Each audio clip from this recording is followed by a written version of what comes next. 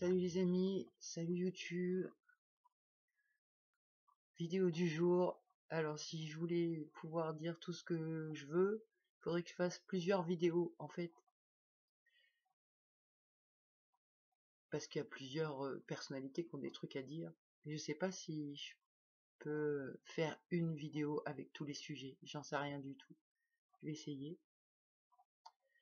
Donc du coup, aujourd'hui on avait dentiste. C'était cool parce qu'il n'y a eu aucune angoisse la veille, ni le jour même. J'ai pu aller là-bas facile. Arrivée dans la salle d'attente, j'étais toute seule ce coup-ci, pas accompagnée de l'infirmière. Elle était en stage. J'ai ressenti des petites angoisses quand même, mais pas comme d'habitude. Les parts qui d'habitude sont en co-conscience et me jettent la peur vraiment, c'était pas ça. Je sais même pas comment trop le dire. C'était juste une émotion au loin de peur. Enfin, je sais pas comment le dire parce que je veux pas non plus trop qualifier pour pas limiter. En tout cas, donc petite angoisse dans la salle d'attente qui s'est bien passée.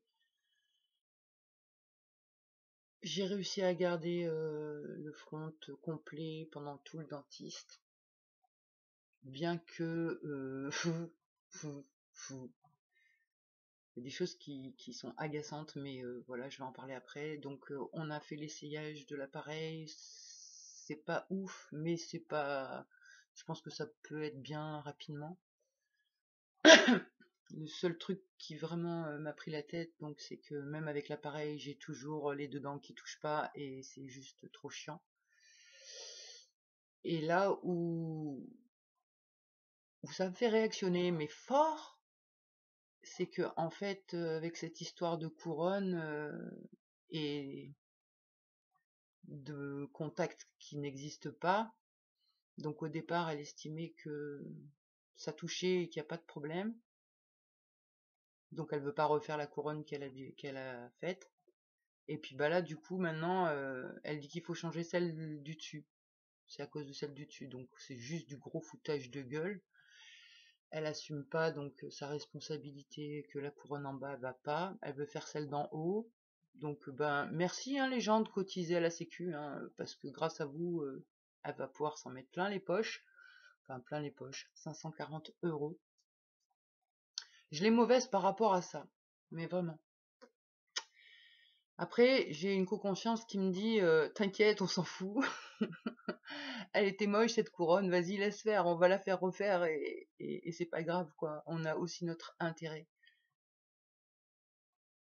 Mais du coup, je vois que c'est l'injustice qui vibre à l'intérieur de moi. Je sais pas ce que ça vient toucher. J'y ai pas accès, mais ça fait quand même une grosse oppression dans le plexus. Donc par rapport au dentiste, on va dire que ça s'est relativement bien passé, le rendez-vous en lui-même. C'est juste, voilà, le devis à la fin sur la couronne a changé. Enfin voilà, ça m'a un petit peu contrarié. Il ne faut pas que je perde de vue, et c'est là où le travail il est vraiment en train de se faire, et que ben, je pense que tous les niveaux de conscience qui sont assez bas sont en train de monter, et c'est ce que j'essaye de faire là aussi. C'est donc de passer au stade d'injustice, au mode créateur. C'est-à-dire que bah, je connais les croyances qu'on avait tous à l'intérieur par rapport au dentiste, et donc ça s'est matérialisé. Donc là, même l'injustice, quoi, c'est quelque chose qu'on a cru que le médical peut nous arnaquer. Donc forcément, ça fait injustice. Donc là, on vit la création. Donc j'essaye de pas trop réactionner, de passer la frontière en fait de l'ancienne façon de penser à la nouvelle façon de penser. Enfin bon, ça progresse. Donc là, du coup, il y a des parts en moi qui sont contrariées, on va dire, par l'injustice. Il va falloir que je m'occupe de ça.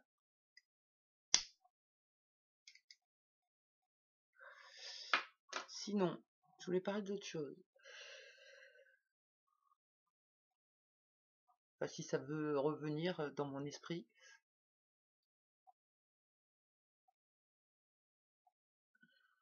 Bah non. Je suis obligée de faire 3 vidéos, c'est clair. Faut juste que je me concentre. Ah ouais, fou, ouais, ça me demande de faire un grand écart presque là, en fait. C'est pour ça que j'ai du mal à enchaîner les idées. Parce que là, je passe du mode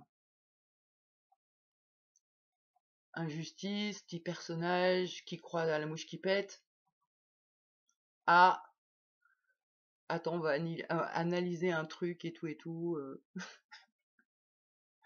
Donc ouais, c'est pas le même niveau de conscience, juste il faut 2 secondes quoi, que j'intègre les informations à venir.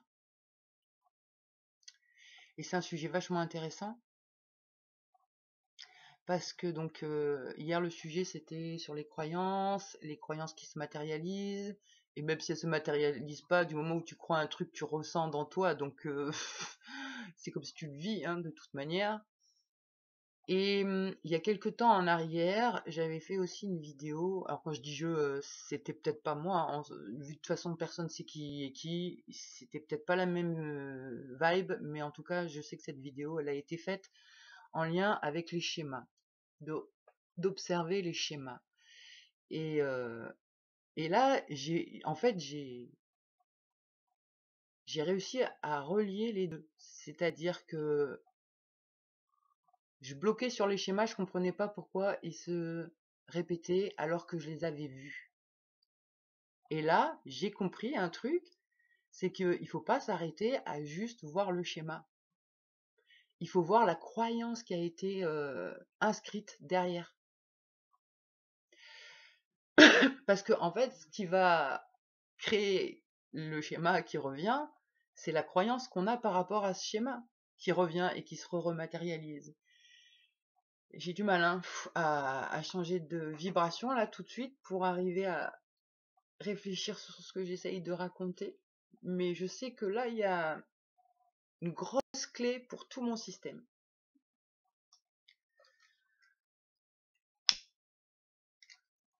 Donc,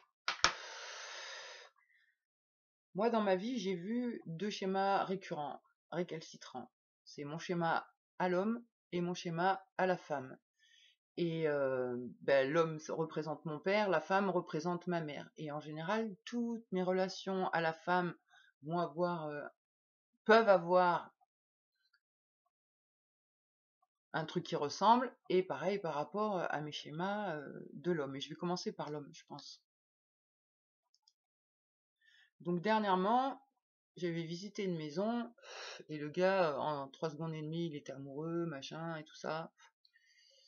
Et donc je râlais que ce schéma-là, j'en avais marre, quoi.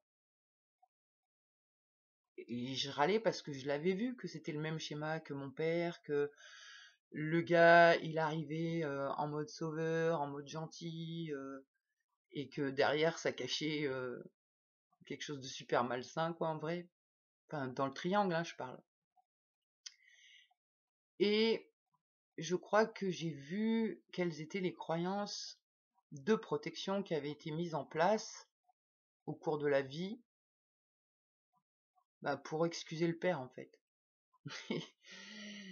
C'est-à-dire que on pouvait pas penser que notre père c'était quelqu'un de méchant ou de mauvais. Donc on a mis d'autres croyances. Plutôt que de croire qu'il était mauvais, parce qu'on avait besoin de son amour, on a plutôt préféré croire que c'était à cause de nous, pour plusieurs raisons. Il y a la raison qu'on a une malédiction, et je me rappelle plus, là c'est en train de m'égarer. Ça veut pas trop là que j'y retourne à cette analyse. Attends.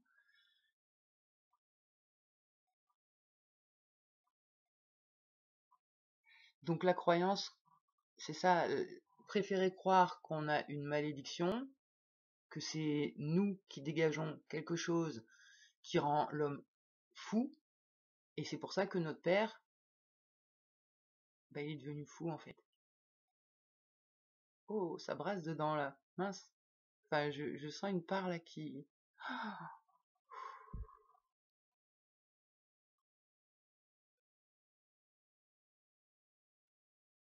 Je crois qu'on est en train de niquer la croyance.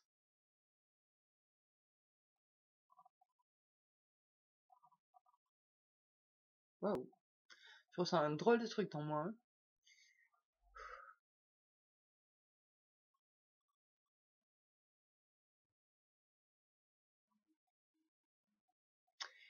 Et donc, si on a la croyance d'avoir une malédiction, eh ben, ça se matérialise et on continue du coup de tomber toujours face à des hommes qui tombent dingues de nous en 3 secondes.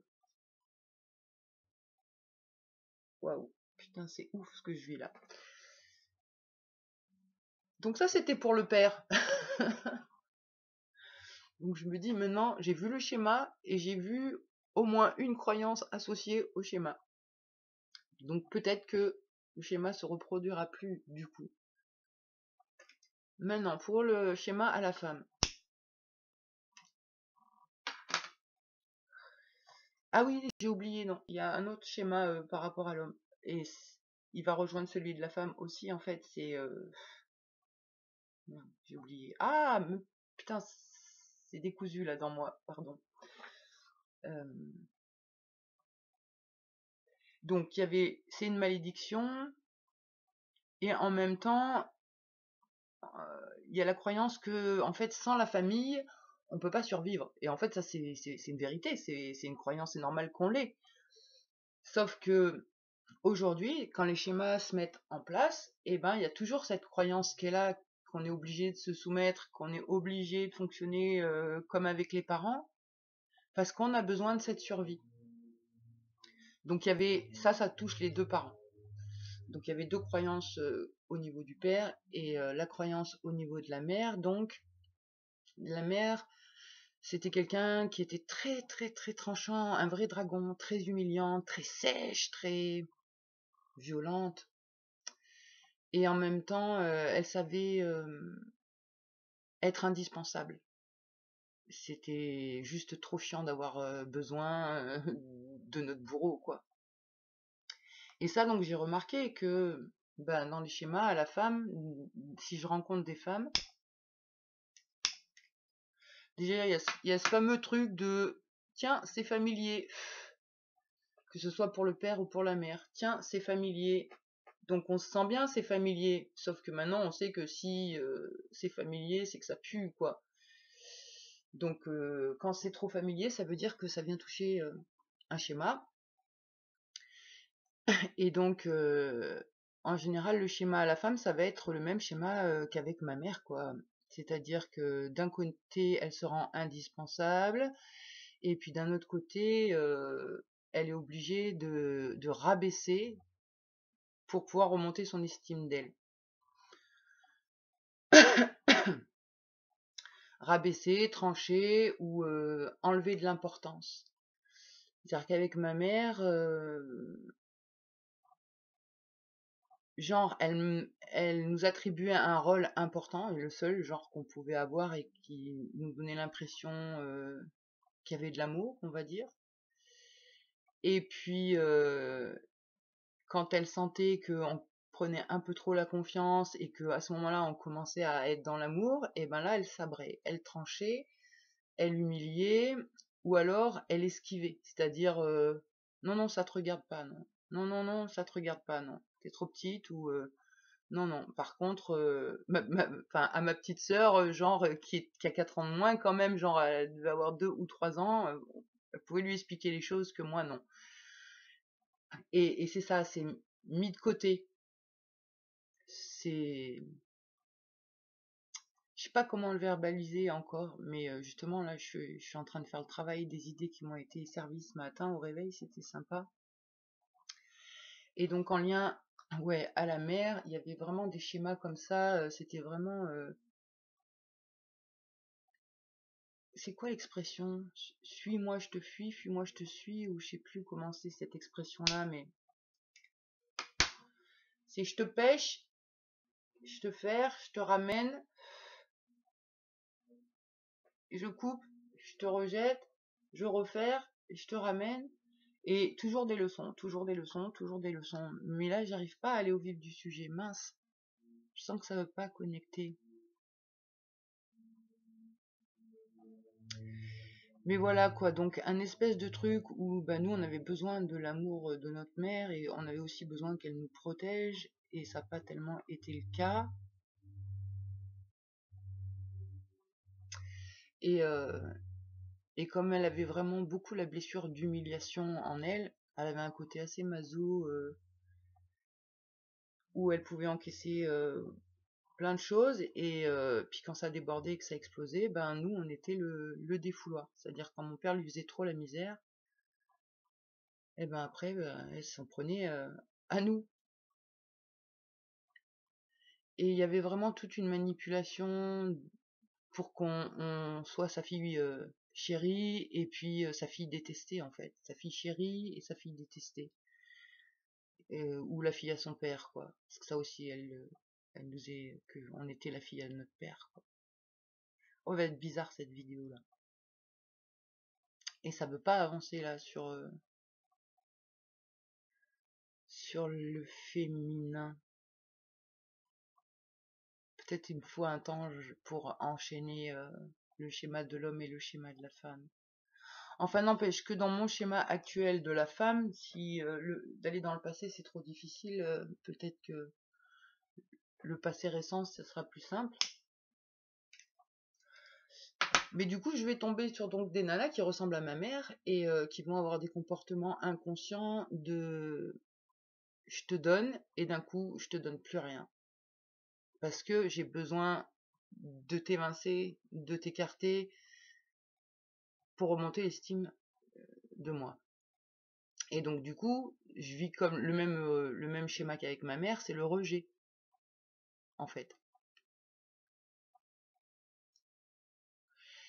Et comme avec ma mère, il y avait une certaine peur, on avait peur qu'elle nous tue. Donc ça, c'est une croyance et une peur inconsciente qui va se calquer aussi dans notre relation à la femme actuelle. C'est-à-dire que si on tombe sur une nana hyper familière, donc qui ressemble à notre mère, et ben d'un côté on va avoir besoin de son amour parce que on n'a pas eu celui de la mère ou un truc comme ça quoi. Et d'un autre côté, il y a aussi avoir son amour pour pas qu'elle nous bute. Et, et, et alors que la croyance là, elle est complètement fausse quoi. Mais du coup, tant qu'on est encore dans la croyance, on va tomber sur des nanas qui vont nous buter émotionnellement tout le temps. Pas physiquement, bien sûr. Mais notre mère, elle nous butait pas que. Enfin, elle voulait nous tuer pour de vrai. Enfin, nous, on avait cette croyance parce qu'elle le verbalisait. Hein, je vais te tuer. Et, euh, et elle nous tuait aussi psychologiquement, émotionnellement. Et ça, du coup, je reproduis encore le schéma, quoi.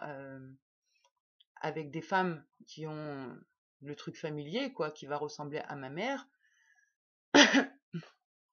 Et ça va être quelqu'un qui va nous buter psychologiquement ou émotionnellement à un moment donné, quoi. Alors que nous, on fait beaucoup, beaucoup, beaucoup, beaucoup pour préserver l'amour, pour que justement, il n'y ait pas la destruction, quoi. Et donc, je vois bien encore le schéma là. Et je vois aussi, du coup, mes parts qui sont là pour protéger de ça et qui tranchent. Et maintenant, j'ai vu, elles ont même plus besoin de trancher, vu qu'elles ont compris. Juste, elles passent leur chemin, quoi.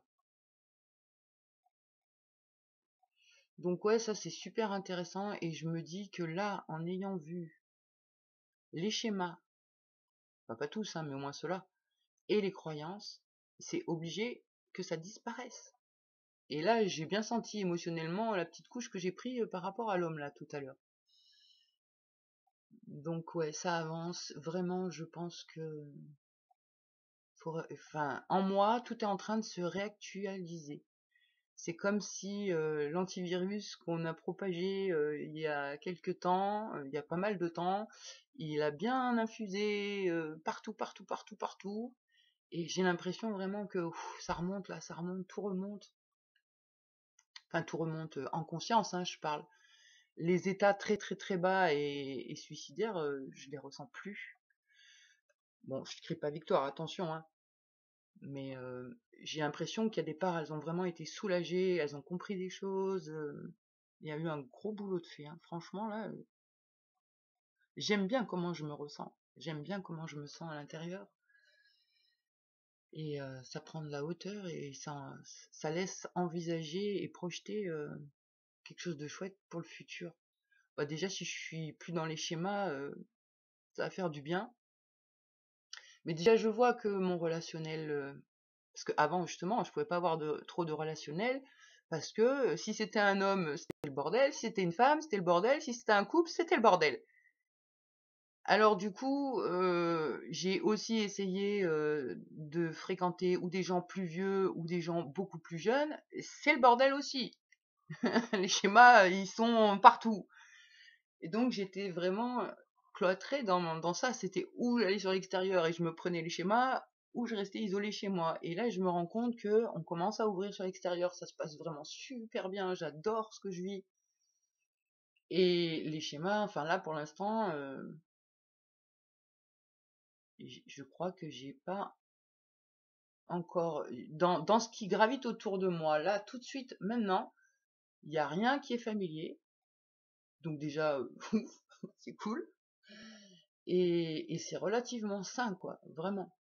Et là je me dis ouais, ça c'est fait.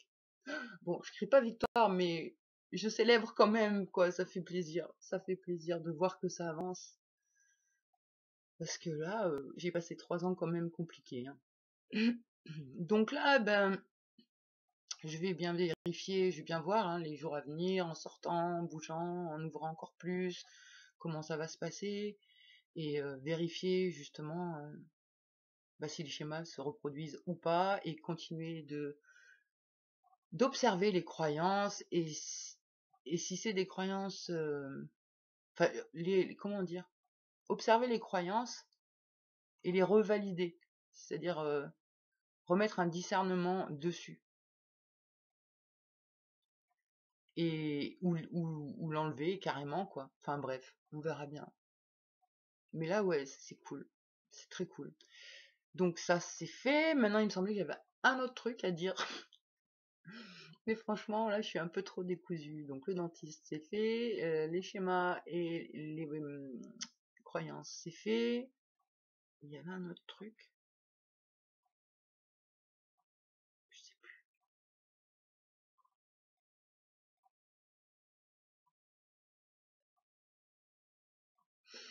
Bon bah tant pis, ça sera pour demain. Déjà je suis contente d'avoir pu enchaîner les deux sujets. Le dentiste et les schémas et les croyances.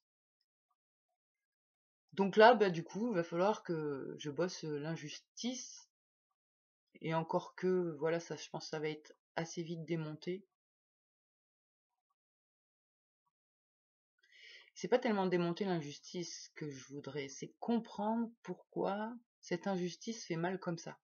En fait, c'est plutôt ça. Je veux pas démonter l'injustice tout de suite. De toute façon, c'est plus ou moins démonter l'injustice. Il y a que cette part-là qui l'a subie. Mais je voudrais comprendre pourquoi. Ça réfère à quoi? Pour qu'elle soit si contrariée. Donc bah, ça sera mon enquête du jour. Je vais m'interroger sur ça et puis voilà, il fait beau, je vais aller faire un tour à la forêt avec mon chien. Et voilà. Bon, bah, en tout cas, euh, ben, une bonne fin de journée à tout le monde. Et suite au prochain épisode, à plus.